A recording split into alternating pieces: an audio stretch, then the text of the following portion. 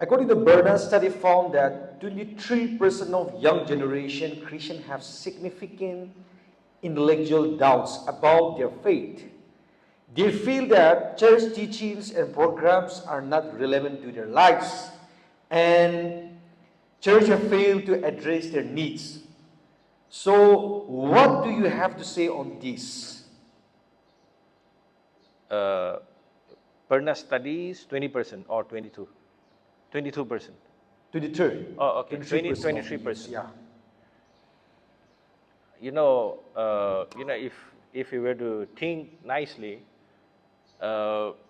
our youths, do they live in a very critical time?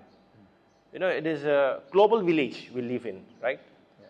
And although you are somewhere in a far-flung corner, not being able to meet people or not even in an urban area, yet you know what is happening at the end of the world. No? You are connected technologically so massively that the world is in your pocket. And if you look at it further again, the current youths, our screen time in the phone is very high.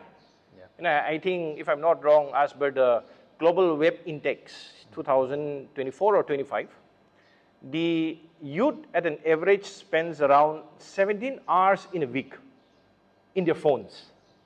Surfing, internet, catching up with friends, getting to know what is happening around the world. So 17 hours in a week would be like 2.5 to 3 hours at an average. You're spending that amount of time in your phones. And the internet is such that, you are accessible to everything.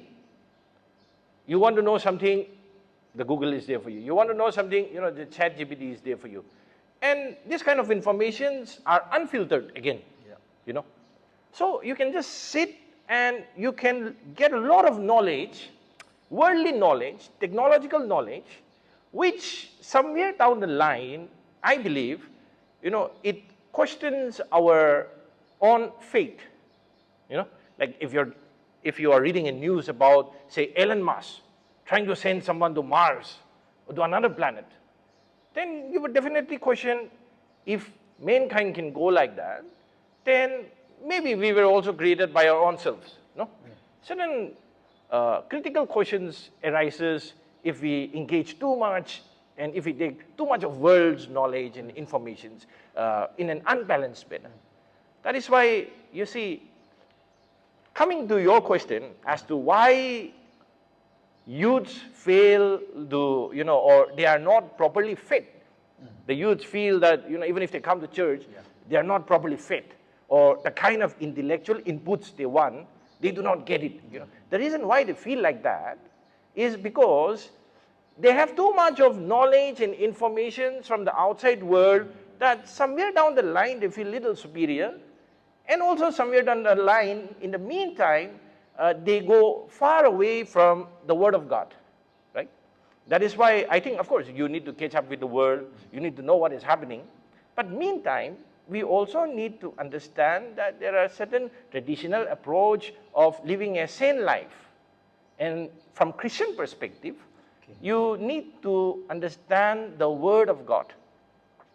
If that is the base, rock foundation of your life, no matter how fast the world is moving, you will still carry the value, the blessings, and the strong faith and go ahead with life, right?